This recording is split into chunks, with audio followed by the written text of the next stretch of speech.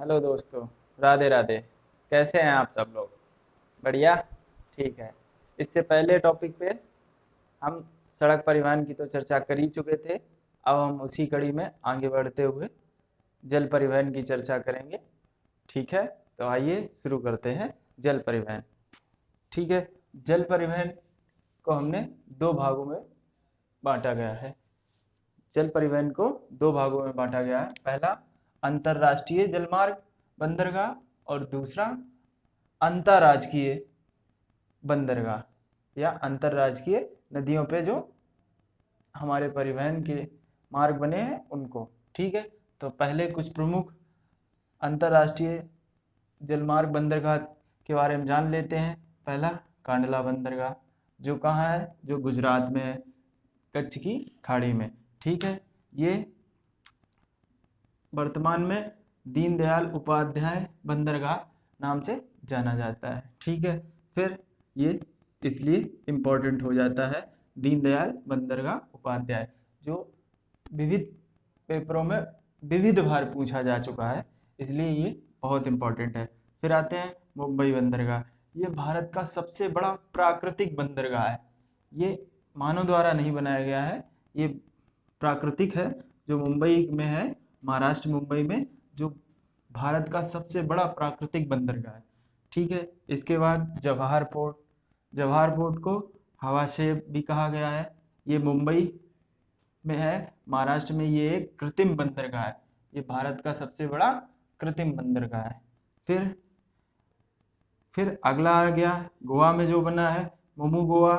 ये एक ज्वारी नदी डेल्टा पर बना हुआ बंदरगाह है, इसलिए इम्पोर्टेंट हो जाता है। फिर एक अगला आ जाइए उस विशाखापट्टनम, जो आंध्र प्रदेश में है। ये भारत का सबसे गहरा प्राकृतिक बंदरगाह है। ये भारत का सबसे गहरा प्राकृतिक बंदरगाह है।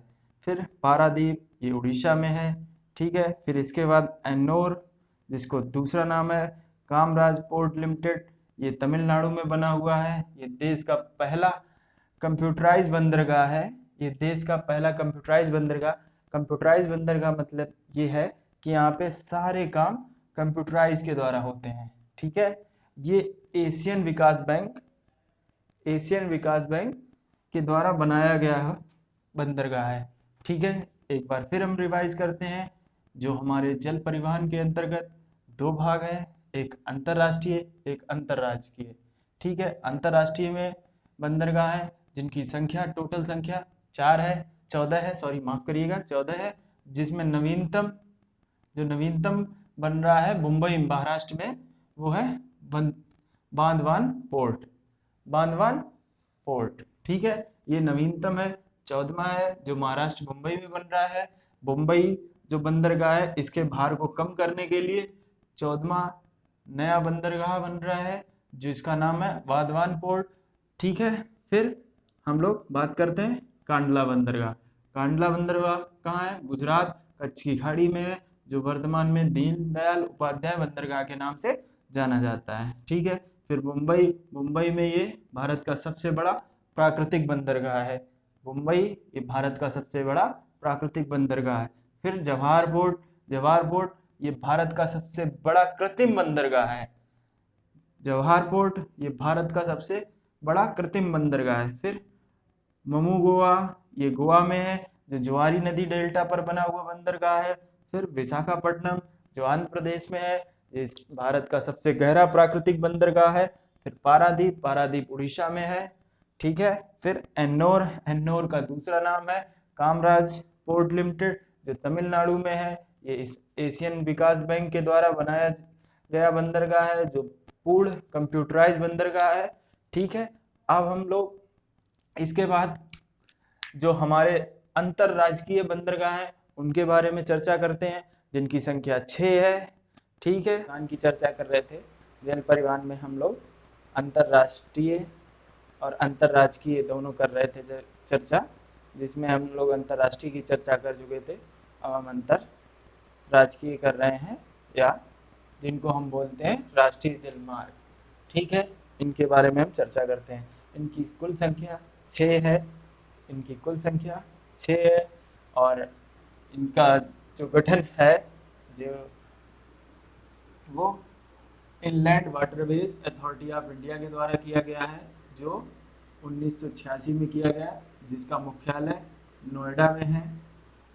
Inland waterways authority of India के द्वारा इसका राष्ट्रीय राजमार्ग का गठन किया गया है, जो 1986 में किया गया है, जिसका मुख्यालय नोएडा में है।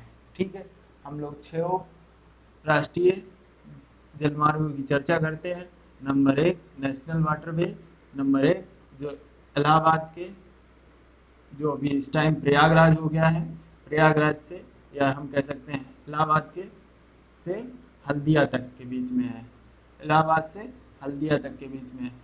इलाहाबाद को ही प्रयागराज जो वर्तमान में हो गया है, या हम ऐसे कह सकते हैं प्रयागराज से हल्दिया तक के, जो प्रयागराज यूपी और हल्दिया पश्चिम बंगाल, जिसकी लंबाई 1620 किलोमीटर है, जो गंगा नदी पर स्थित है। ये देश का सबसे लंबा नेशनल वाटरवे है, ये देश का सबसे लंबा नेशनल वाटरवे है।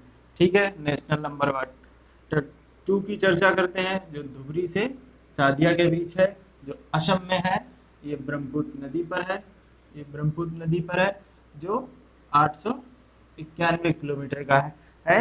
ये नेशनल वाटरवे 2 और नेशनल वाटरवे 1 इम्पोर्टेंट है, इनको हमको याद रखना है, जो अनेकों बार पूछे जा चुके हैं। फिर हम चर्चा करते हैं नेशनल वाटर नंबर 3 की, जो कोलम से कोट्टामपुरम के बीच में है। ये केरल राज्य में स्थित है, जो पेरियार नदी पर है। ठीक है, फिर हम लोग नेशनल वाटर नंबर 4 की चर्चा करते हैं, जो काकीनाडा आंध्र प्रदेश से मरकानम तमिलनाडु तक है, जो काकीनाडा से मरकानम तमिलनाडु तक है, जिसकी लंबाई 1100 किलोमीटर है, जो गोदावरी और कृष्णा नदी पर स्थित है, जो गोदावरी और कृष्णा नदी पर स्थित है।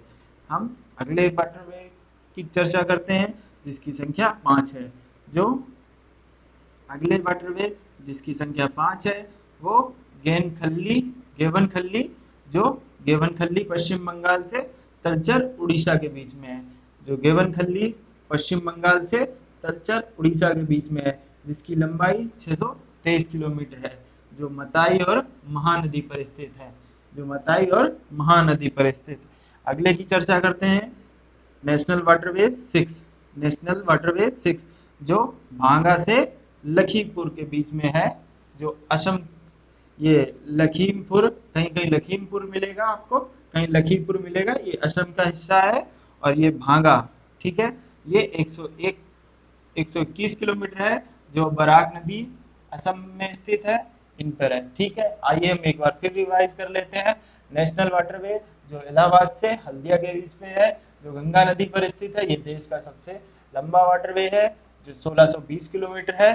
फिर हम नेशनल वाटर नंबर 2 की बात करते हैं, जो धुबरी से सादिया है, जो असम पर है, जो ब्रह्मपुत्र नदी पर स्थित है, इसकी लंबाई 891 किलोमीटर है।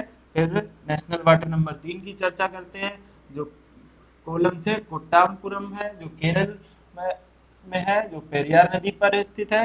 फिर हम नेशनल वाटर नंबर 4 की चर्चा करते हैं, जो काकीनाडा आंध्र प्रदेश से मरकानम तमिलनाडु के तक है, जिसकी लंबाई 1100 किलोमीटर है, जो गोदावरी और कृष्णा नदी पर है।